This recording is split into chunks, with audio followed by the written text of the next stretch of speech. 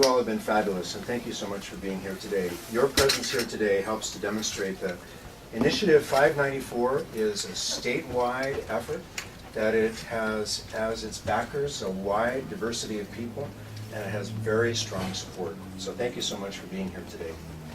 Yay!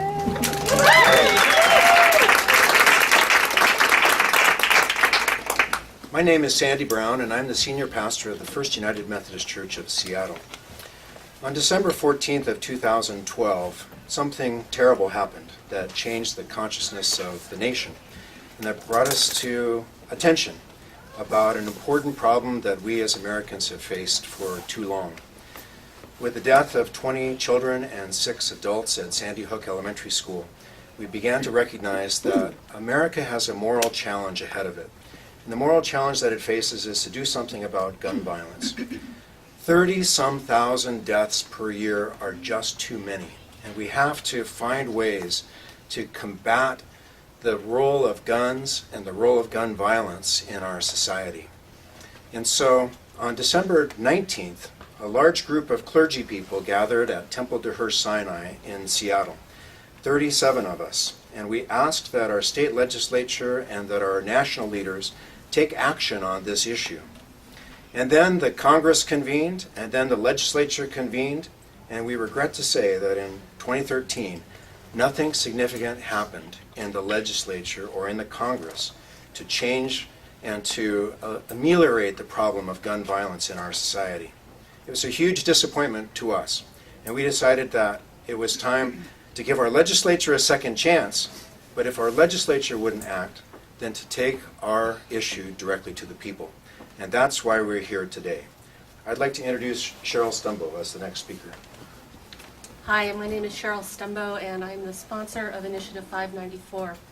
As a survivor of gun violence 7 years ago, this issue and the effect that it has on all of us as normal, everyday people trying to live our lives and be productive members of society has torn at me every day.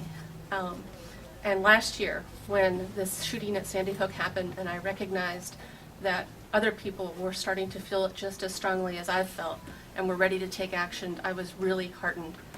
Over the past 4 to 6 months, I've been working out there in communities of faith and farmers markets in small towns and in big cities, and I have been overwhelmed by the support that I have felt and seen for responsible gun legislation in Washington State. I am so proud to say that today we are turning in 95,000 signatures on Initiative 594. That brings our total signatures to 345,000.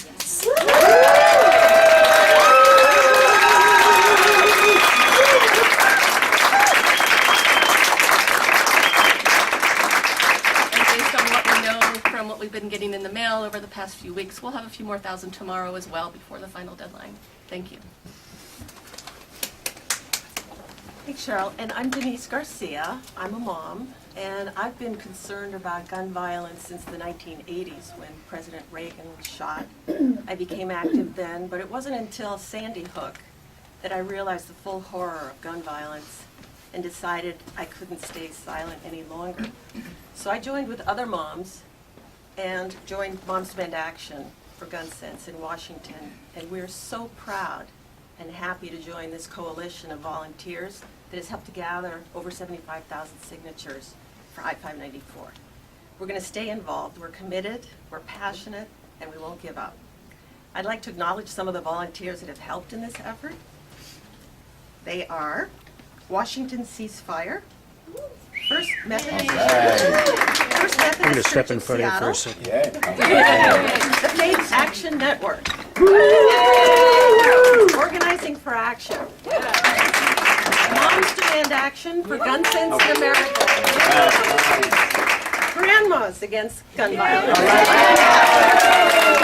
Northeast Tacoma Neighbors for Responsible Gun Legislation, Hughes, Washington, Washington Progressives, especially the Walla Walla chapter, Jewish Federation of Greater Seattle, Parent Map, the 5th Legislative District Democrats, the League of Women Voters, Mayor's Mothers Against Gun Violence. And finally, but not least, the Young Democrats of Washington.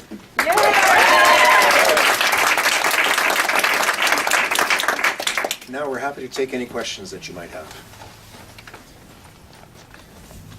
The turning in ballots like this for background checks for all guns. A lot of gun supporters are saying, or opponents of this are saying that will do nothing. That criminals get guns through means unbecoming of the law.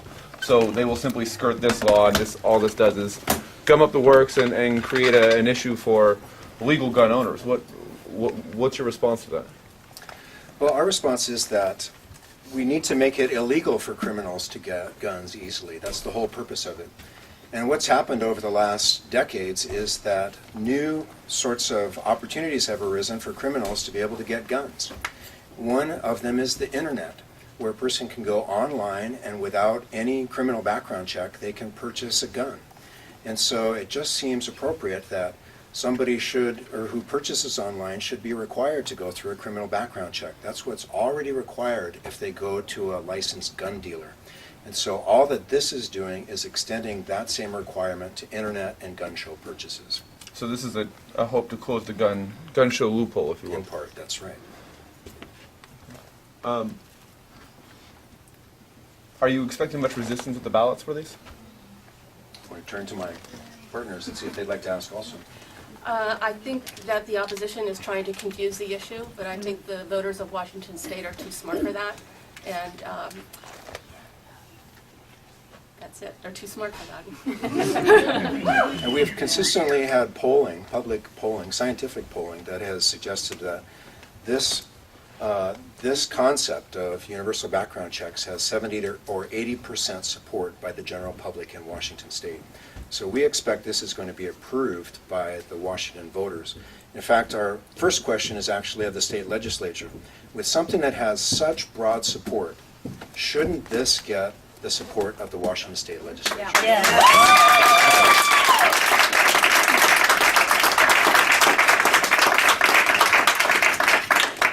They are our representatives. I can say one thing. As a volunteer, we signed up gun owners, NRA members, all sorts of people. There's a broad base of support for this. And why not? It's common sense. The most common question I think I was asked while I was gathering signatures was, what, this isn't already the law? Yeah, I have that too. It is common sense. Are you expecting a big upvote? I mean, you are going up against big opponents. I mean, you mentioned the NRA. That would be your biggest hurdle in this. Are you expecting a lot of resistance from organizations like them? There may be resistance, but look what we have on our side. I mean it.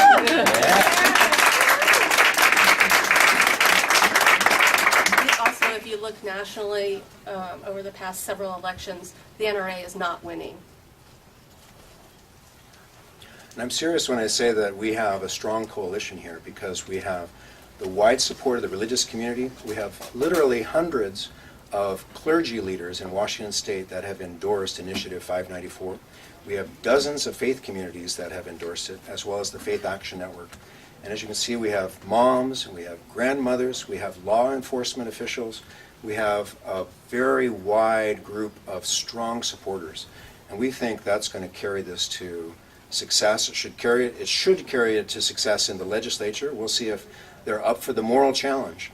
And if not in the legislature, then certainly up for success in November. So you're trying to get on the ballot by November?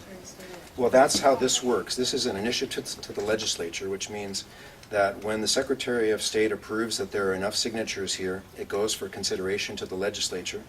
They have this session to decide whether or not to approve it, amend it, or send it off to the voters.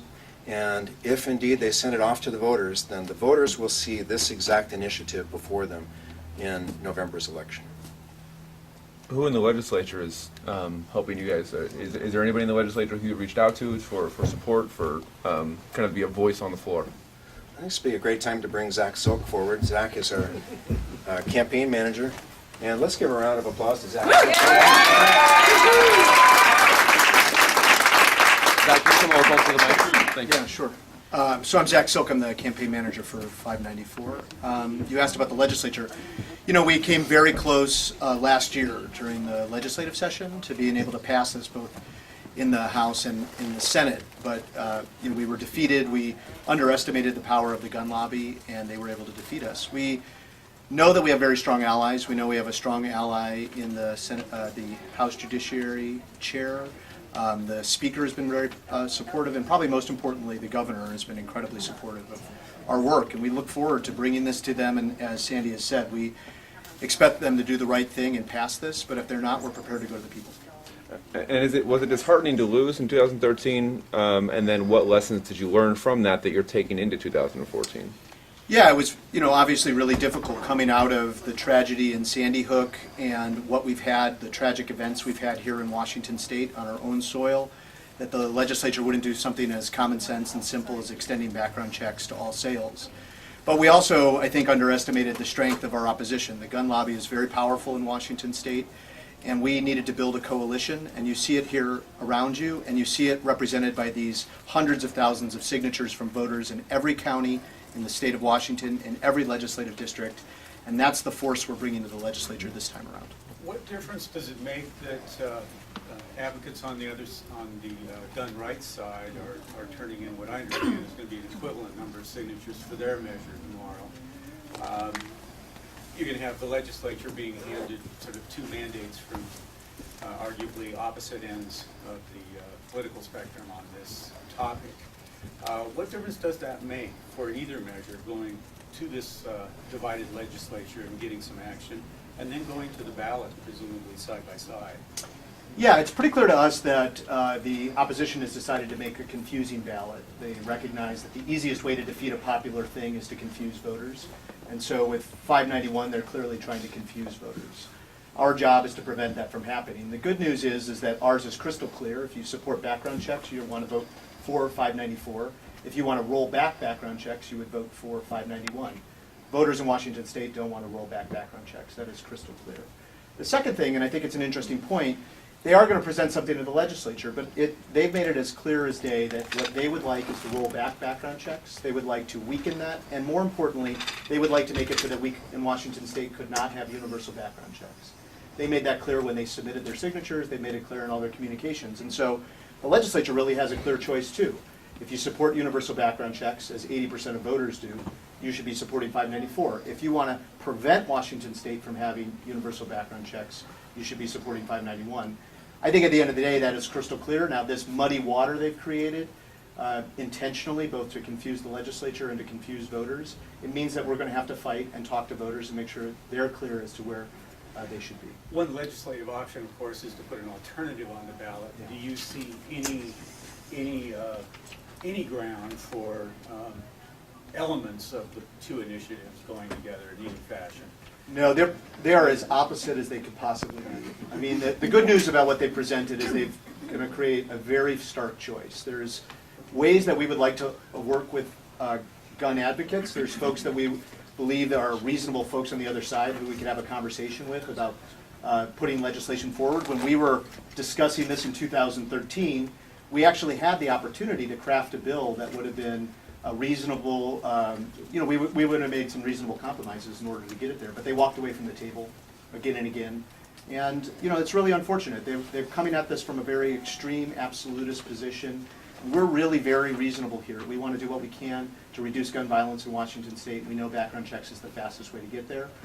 They're taking the position against background checks. We believe they'll lose. Okay, I think with that, we'll close, and if you guys have any follow-up questions, you can talk to Christian and myself. And I just want to thank everybody here. Thank you.